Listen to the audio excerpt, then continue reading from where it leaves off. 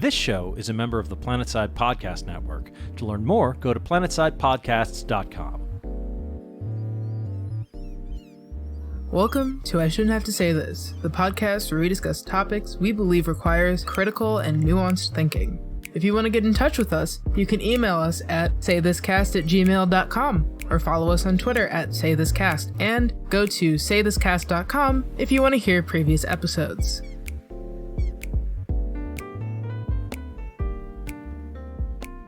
Hey, party podcast people. Welcome. I am your co-host, Nicole, and I'm joined here today with Janra. Whoop whoop. And it's been a while since we've actually recorded an episode, which you wouldn't know, but we do. We've been on vacation. Mm-hmm. And somewhat shockingly, that vacation did not restore me nor my ability to talk much about politics. I have not been tweeting at all. I've noticed that. Yeah. Yeah, I've kind of completely disconnected on a lot of different issues, or just it seems like Twitter's such a toxic. This is completely off topic, but Twitter is such a toxic fucking app. Anytime you interact with something negative or with a piece of shit, you are giving them more exposure than they would have had if you didn't interact with them. So it's kind of one of those things where it's like you see something that interests you and you want to comment on it, but you just know that if you didn't comment on it, if you were really disciplined about not commenting on it, you'd be doing more good than bad for the world. So I have not been tweeting very much, and that's been good for me. But not for my online presence, obviously. But anyways, I don't feel very much in the mood to give you the type of positive and constructive politics that I think that people come to this podcast for today. So instead, we're going to talk about a storytelling pet peeve of mine, because I've been playing the BioWare games. And by BioWare games, I mean I bought and played all of Mass Effect Legendary Edition. When I play games in that special genre where you're interacting with party members and it's really story driven and decision based, I always want to play more of that because that is my favorite thing, and there aren't many of those that fit that exact bill. So right after finishing that, I went to playing Dragon Age Origins, and both of those game series possess this thing that happens sometimes in stories that I fucking hate, and that's that they kind of justifying bigotry in a weird way to prove a point that they didn't need to prove. Okay. Let me explain. Please. So maybe the best and clearest way that I can do this is just to describe what I'm talking about in Mass Effect. So in Mass Effect, for those of you who are not nerds, you're playing a character who kind of runs around the galaxy. They're trying to save the universe from all sorts of fucking bullshit, and there are different races and they have political conflicts, and there's one race called the Krogan. They're frog people. BioWare, let us fuck the frog. 2021, free the frog. My god. Oh my god.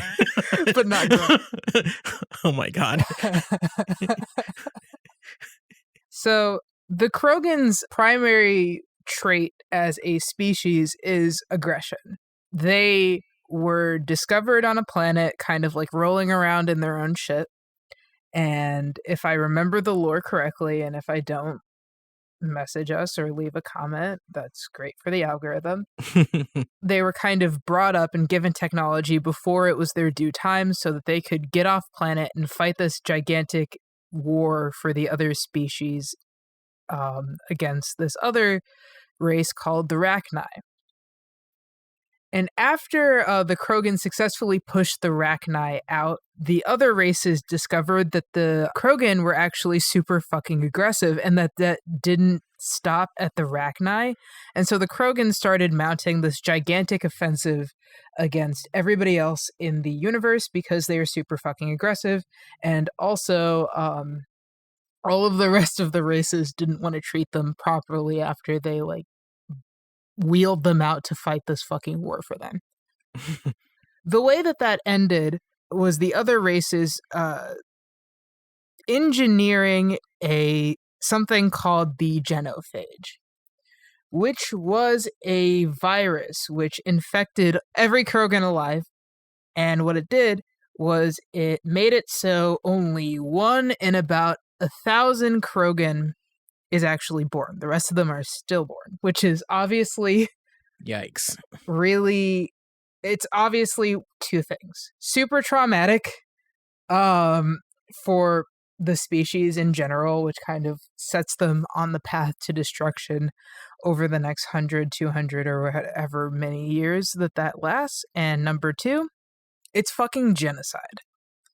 But justified, because the Krogan were better fighters than everybody else. They live 1,000 years, and also they had thousands and thousands and thousands of babies. They live 1,000 years? Yeah, Krogan live 1,000 years. And they have thousands of babies. They have a ton of babies, and they're incredibly long-lived, and they're like, they have like organ redundancies. They're just like, literally your worst nightmare to go to war against. So they're an invasive species? I mean, if they weren't people. If they weren't people, I think that would be a really good way to kind of think about them, because they breed really heavily. And also, as soon as they were given the gift of space travel, they wanted to expand, because obviously their homeworld of Tuchanka was not big enough for them. It's called Tuchanka.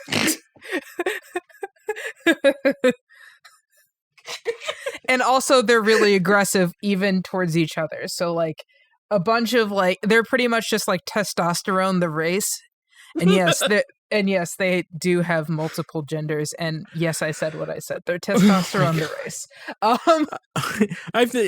I've never played Mass Effect. I don't know anything about the lore, so this is awesome for me. I it's cracked out, and I love it. Please continue. Yeah.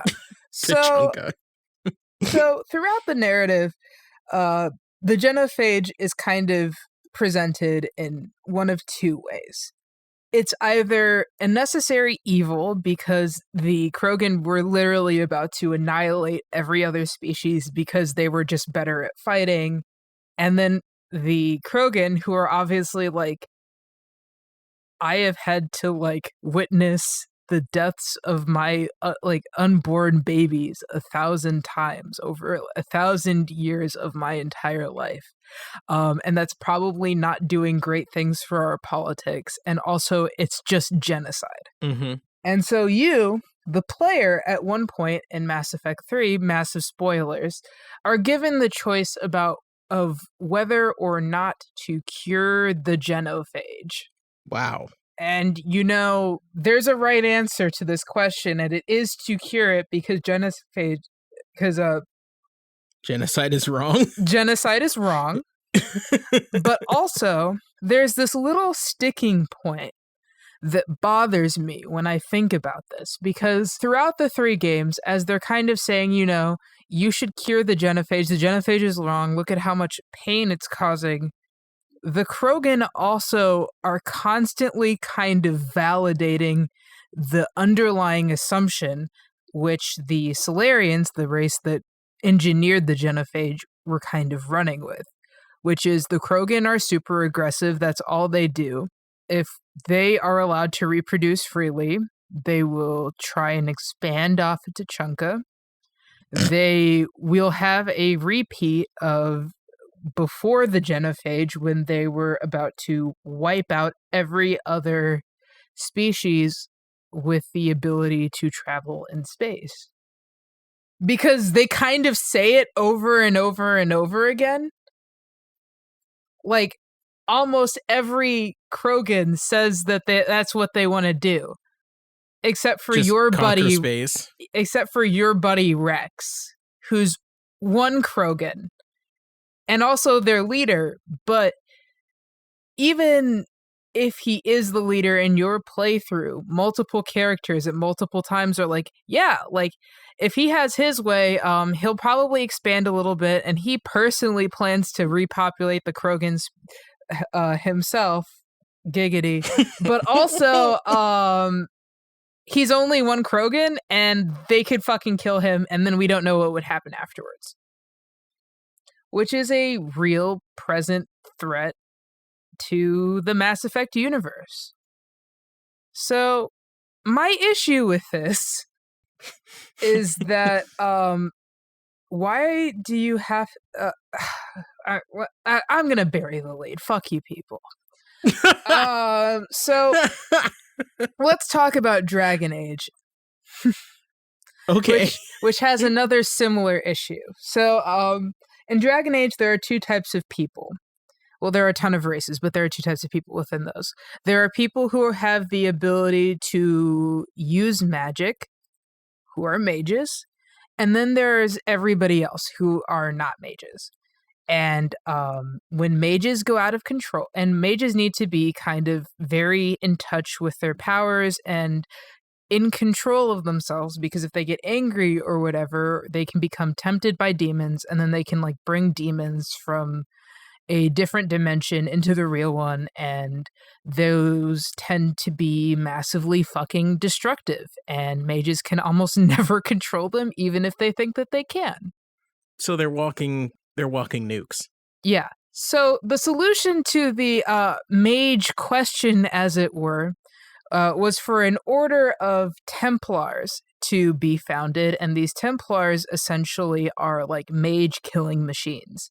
Everything that they do is like tailor-made to fuck up a mage's day specifically. And then they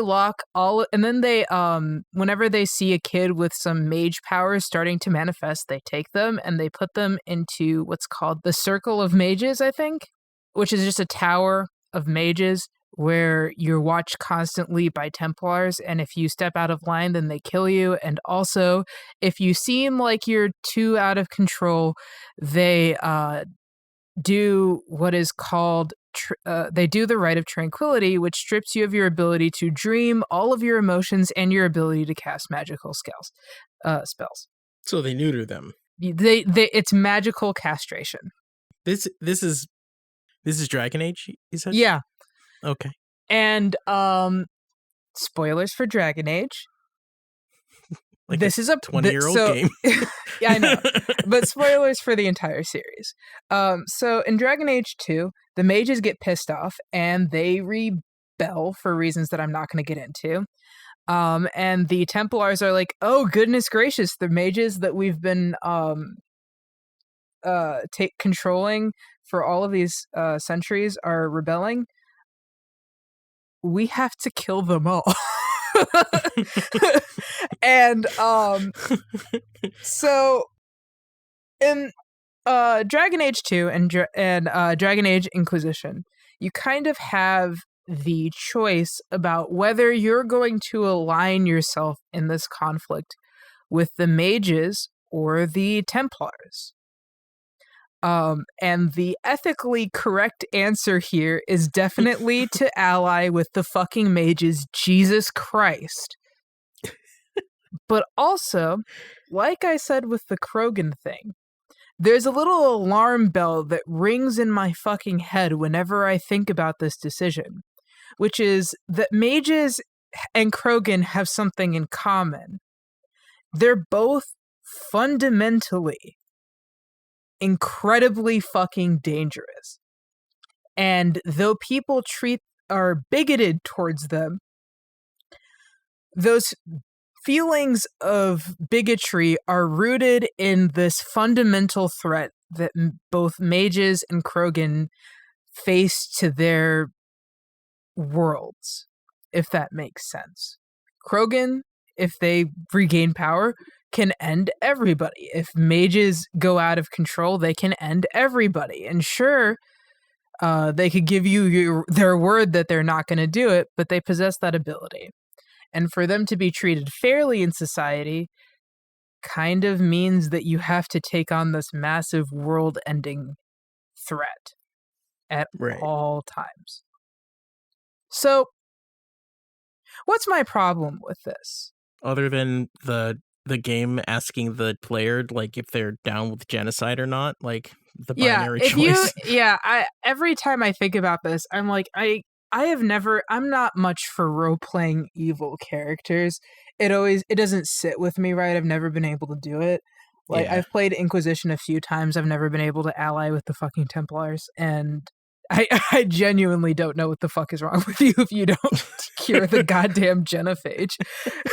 Because, like, in addition to, like, not curing the genophage, depending on your decision in the other two games, you also have to, like, kill your homie. Like, just shoot him in the fucking face. And so, in order to do that, I don't fucking get that. There's a way to play Fallout 3 where you are completely evil. Like, you have the choice to nuke a town. Mhm. And if you nuke the town, then you get like -100 morality and you're just evil for the rest of the game. I tried to play that way just because I always played either good or neutral. I tried doing the evil thing because there are, story elements that you just don't see if you're playing a good character. I could not do it. Yeah, I it's so just felt fucked up. bad. I just felt like I'm doing something wrong, even though this is a completely benign, it's virtual, no one gets hurt. But I couldn't do it.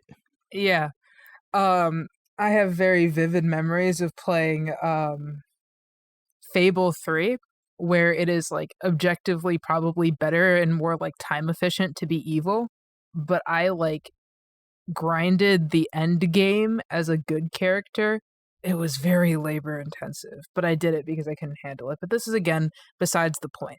There's an Right. ethical right answer here, but there's this like weird nuance that the writers of these two series put into it, where they're saying like, "Hey, yeah, there's bigotry, but also what happens if we backed it up with a real threat?"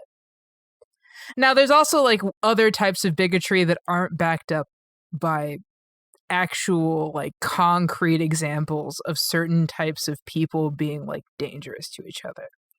But my main problem here is that a lot of people like to look at these BioWare games and media that does this as well. We can say for a more mainstream example, that horrendous Netflix movie Bright, Jesus Christ. which is like, the most comical example of this, but this I will get into other more subtle examples where the writers are trying to prove a point about bigotry in the real world.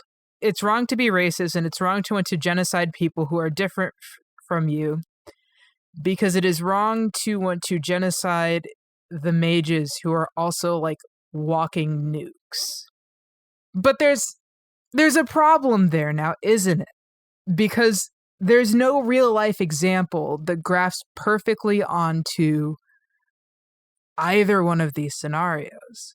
When we talk about racism in the real world, I often like to say, hey, why is racism wrong? Because I think it's important that we all know that.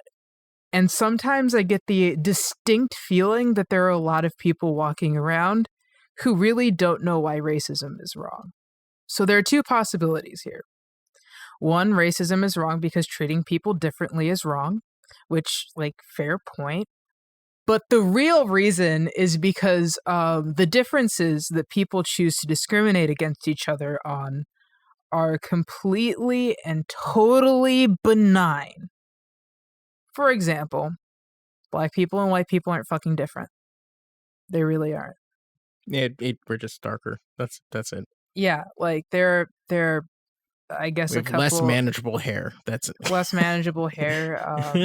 Sickle cell is more there are a couple of health. There are a couple of health-ish things that are discrepancies that we can't exactly explain. Maybe, but might be genetic, but maybe are more environmental, hard to tell. But in general, the things that are different between the races don't really constitute much of a threat towards each other. Yeah. Same with gender and sexuality and all these things. The fundamental reason why it's wrong to be bigoted against each other as human beings is because we are all almost exactly the fucking same. And our differences don't really constitute a real threat. So it kind of bothers me when writers of fantasy and sci-fi set up these examples of bigotry in their worlds that are very clearly trying to point out, like, these real life comparisons where there are none. Does that make sense, Janra? Yeah, and before the show you were asking me about X-Men, and I can understand like why you were using that as another example, just a trying to put in a stand-in for racism, which for a lot of people, like you said, that don't understand what racism is, when people are trying to make examples or trying to teach about it, using sci-fi and fantastical elements as a stand-in is a good educational tool. The problem is that they go way too much with it, and also video game developers who are trying to implement a morality system just are not good at it. It's just,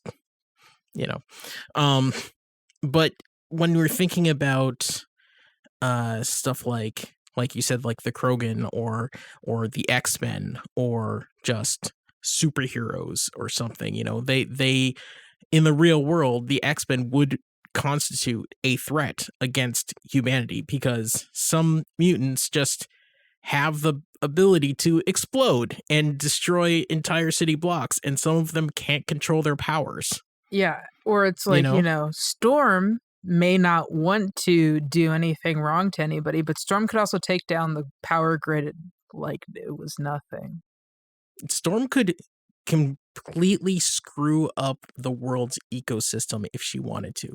Yes. Magneto has flipped the Earth's magnetic field in some comics and just killed millions of people. That's just a guy.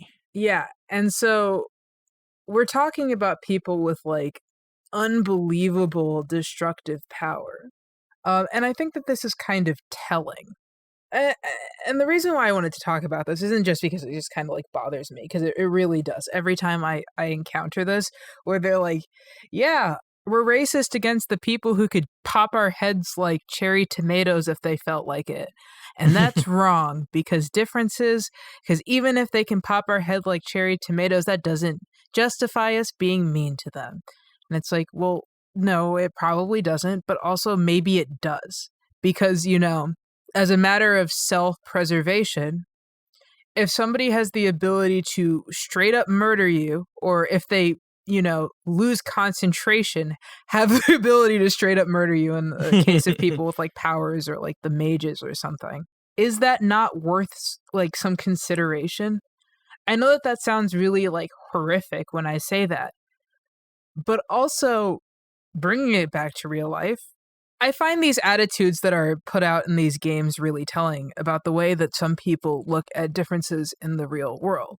Humans, to a certain degree, are kind of programmed by our biology to see differences between us as threatening.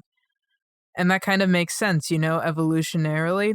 Identifying differences between things is important to survival. Being able to tell the difference between, my dog and a jaguar is important.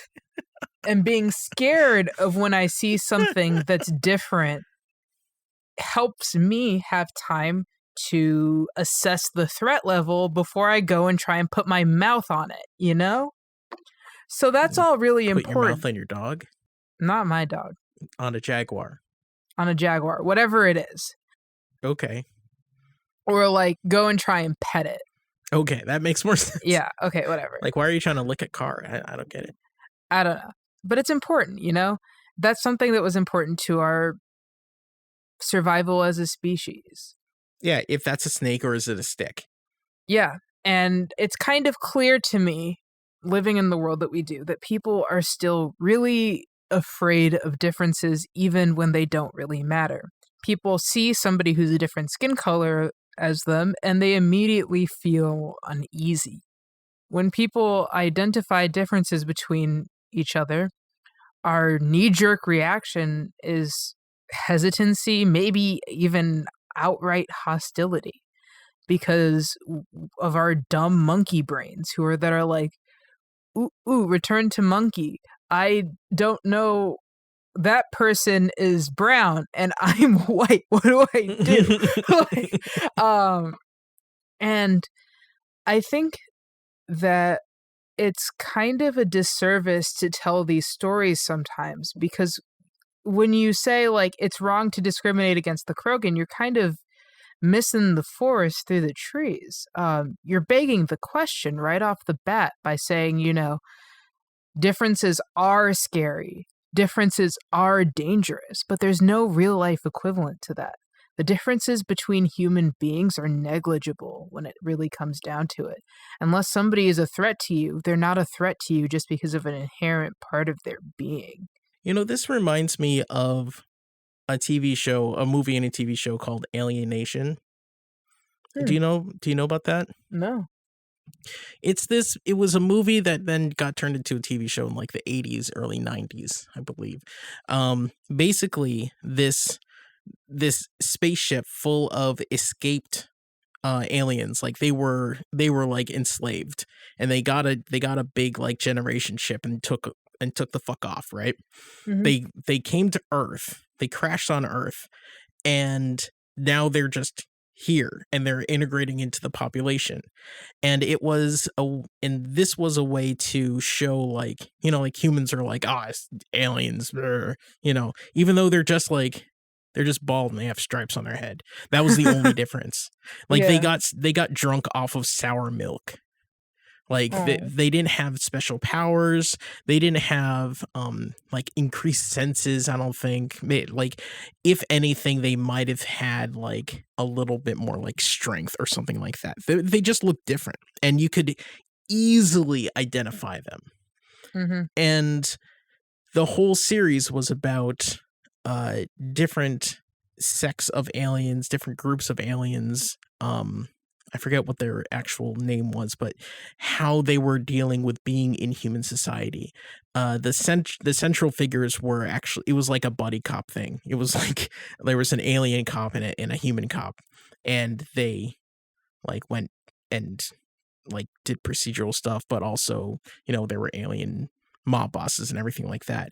And this really flies in the face of like what you were saying, because this is I was trying to think of another example. This is one of the only examples I can think of where it's a depiction of someone that is different, and the use of sci-fi as a tool to show racism and bigotry without having to put on that extra layer of, but they're also dangerous. I'm playing Baldur's Gate 3 right now. One of the things that's always kind of struck me about the Dungeons and Dragons universe is that like every race is kind of like uniquely fucking dangerous, but no more so than the other. They all kind of have their upsides and downsides. And so in this world where they're all like super bigoted against each other or whatever, it's kind of like silly in a sense, because there's no like substantive difference between them besides like maybe a couple of abilities here, a couple of abilities here. There's no like evil race of people. They're all kind of interested in doing their own things. It all comes from their actions. There's no like fundamental like this race is like actually fundamentally like way stronger than everybody else and thus needs to be oppressed. Yeah. There's like some of them can see in the dark, and then some of them might be able to fly, but then all other ones are like just super smart. Some of them can like there's each race in D&D has a special thing about them that makes them apart from the others, but it's not so special that they become an absolute danger to the rest of the world or the other races. Yeah. And I mean, that's just comes from the game being trying to be balanced. It's also really cool though, because in the fact that you were just like trying to think of shows or examples of games or stories where where like the differences between races aren't like so large that like you could make a real justified reason for like oppressing people. Like whenever I watch the X-Men or want to watch these like superpower movies and they're like, yeah, it's completely and totally unreasonable that they like don't want vigilantes in their city like destroying their buildings or anything. Like, yeah, it's totally super fucking weird. And I'm like, I don't know, man. If that was real, I don't know if I would want Storm running, or I would. You kind of want the mutants to fight the other mutants, but then if we could put all of the mutants in a box and shoot them into space, if this was real life, you might be able to convince me of that if you were to put it a certain way. And I know that that's horrific to say, but it's also like the type of horrific shit that's never going to happen. And it's also logical. It's like individual nukes that somebody could launch if somebody got mad. That's not power that we should let individuals wield. And so the idea of like people just inherently having that power is scary, and it adds this like weird level of nuance to the question of whether bigotry is right or wrong that is interesting. I also want to make that clear. I think that the BioWare games are super fucking interesting, and this question about like, can you justify bigotry if people are like individual nukes? I think that is, in isolation, a really interesting question worth asking just for the philosophical fun of it. And I think that there is a right answer there. I've said that multiple times. But also, it's completely and totally, it's vacuous when you bring it into the real world. And I think that the prevalence of these narratives and how many writers write these with the intention of trying to make these real life allegories for something really tells us a lot about our opinion as humans about really small cosmetic differences between us. We still see those as like very dangerous, and they aren't, and that's a shame. And also, I really want to stop reading this type of shit. It's very troublesome. I'm fucking sick and tired of it. It's dumb. It's very intellectually lazy. And that's what I had to say for the episode. It was a rant. It was a rant. This is definitely that, yeah. But also a conversation. Nuanced. True. Hey folks, sorry to interrupt your listening experience, but not really, because we wanted to try out this new thing where we shill in the middle of our podcast. So, yeah, Janra, why don't you tell the good people how you can support us? Sure, there are a couple ways you can support the show. The first is to go to Ko-fi, that is ko-fi.com/saythiscast. There you can send in a one-time contribution. If you'd like to support us on a regular basis, that would be great. You can go to patreon.com/saythiscast. There you'll be able to become a patron at different levels. $1, you'll be able to see Nicole's outlines for the shows. At $5, you'll be able to hear the shows early. At $10, you'll be able to hear extra content, different mini episodes or recordings of extended conversations, like from this show. We kept talking about different comics or storylines and examples of how bigotry is examined in media. So patreon.com/saythiscast or Ko-fi, ko-fi.com/saythiscast. We are very, very appreciative of all of your support. And if you are a patron and you're hearing this, go to the Patreon and subscribe to the special Patreon podcast feed. All right, so now is the time in the show to talk about happy things. Happy. What is your happy, Nicole? Happy? All right, so I know I just ragged really hard on BioWare for a really long time. So the last BioWare game that I played was Dragon Age Inquisition. Well, actually, that's a lie. The last game I played was Mass Effect Andromeda, but let's just say it was 2014, and I finished playing Dragon Age Inquisition, and I had some issues with it. And 2 years before that, I had some issues with Mass Effect 3 and its ending and the way that it handled certain things. And in the fallout of Mass Effect 3, a lot of people in the gaming community were just shitting on BioWare at all times and calling the stories poorly written and the stories trite and the decisions not impactful and a lot of different and characterized the series as or like the games as being kind of like, horny trash for dumb fucks. I let that get in the way of enjoying the series or replaying these games or, remembering these games fondly for a really long time. But I played the Mass Effect trilogy in the Legendary Edition recently, and I really enjoyed that. I think I already talked about that on the podcast before. But recently I started playing through the 3 Dragon Age games as well. And I just finished Inquisition, and I'm having a really good time. And it kind of reminded me not to fucking trust other people's critique of things that I have played and enjoyed. So I'm back to really liking the BioWare games and liking what BioWare produces and being able to say freely that I like these stories, even though I obviously have problems with them. And I like them better than ever before, and that's really exciting, and I've been having a lot of fun with them. That's excellent. What is making you happy this week, Janra? I was trying to think of something, and one thing is that I've been binging Leverage. I don't know if I've talked about Leverage before on this show. It's a great TV show that was on TNT between 2008 and 2012 or 2013. Lasted 5 seasons, and it's about it's basically a heist show. So you have a group of people. You have a hacker, a thief, a hitter, and a grifter. They all use their skills. They used to use their skills to steal or like take stuff and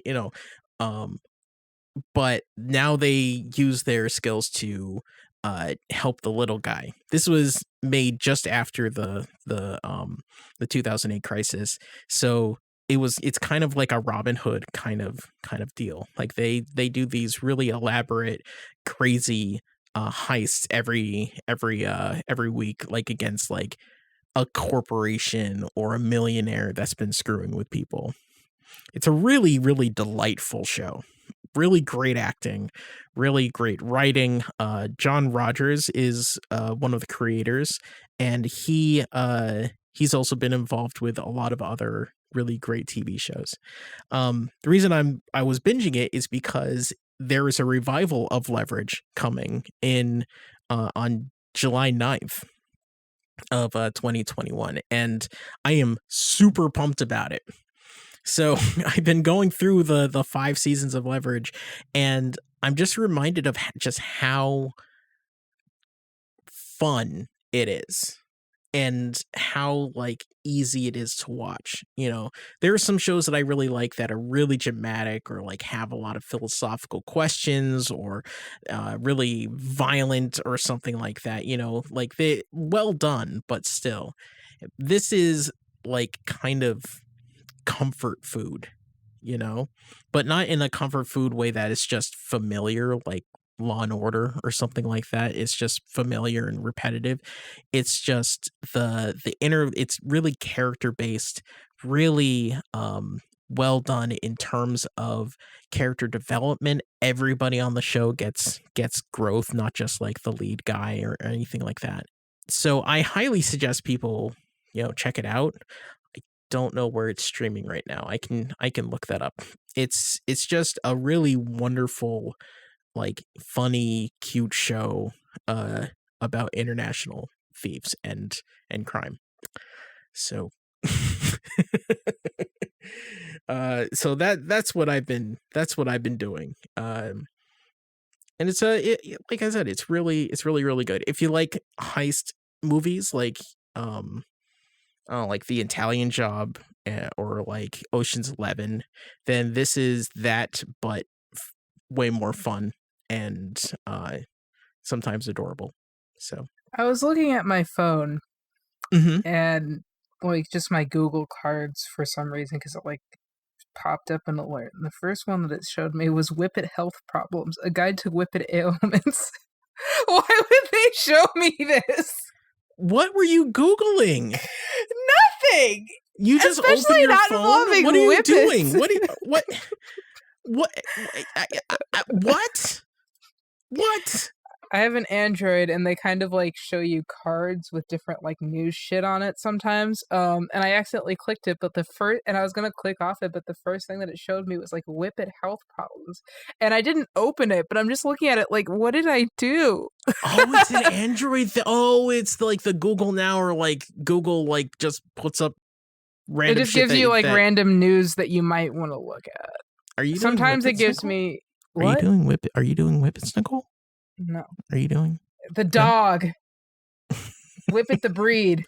Oh, okay. I thought you meant the No. Whippet ailments, meaning like ailments for the dog. Like they just showed like this sad Whippet laying on a pillow, and I was like, oh no. Oh no, that's horrible. That's less funny than I thought. I was thought like, you were what is talking this about reaction? like shoving like whip No, cream aerosol up your nose, and I'm like, no. that'll cause an ailment. No. I'm talking about the dogs. The Whippets, the dogs. I didn't It's know like, that why was did what I you're like? That's really specific. I don't even know if I know a Whippet. Oh man. Well, I hope if you ever meet a Whippet, the Whippet is real good. They're weird dogs. Really? No, I think so. Nothing with that, really? I thought that was very clever. It was. But by the way, Leverage, you can watch it on IMDb TV. That's where the cool. new show is going to be on. It's called Leverage Redemption, but Leverage, all 5 seasons, and IMDb TV is owned by Amazon, but I believe it is free. So definitely check it out. Anyway, thanks everybody for listening to us talk about shows and comics and stuff, and hopefully everybody can understand why some of this stuff is problematic. If you I hope like the show, I hope I did a good job at explaining that. But if you I didn't, think you just did. think about it a little bit harder.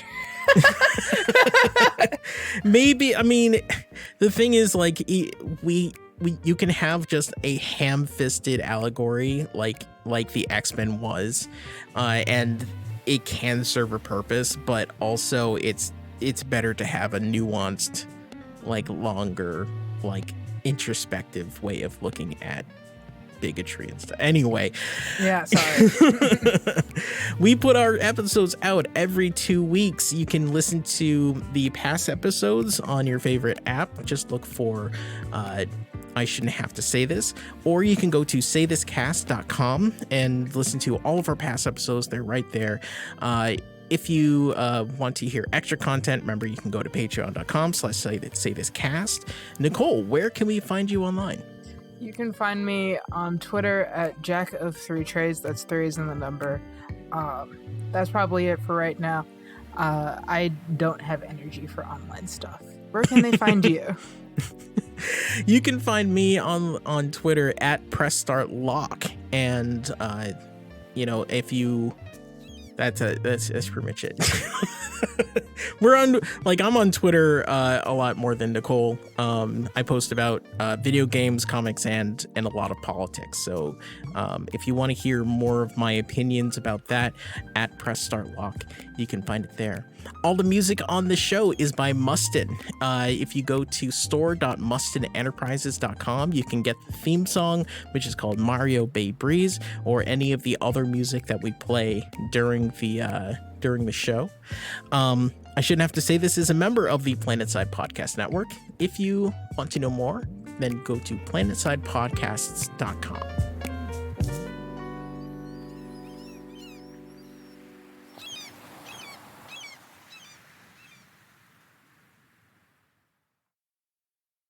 Glasses off, sitting straight, headphones on, microphone crooked, mom spaghetti.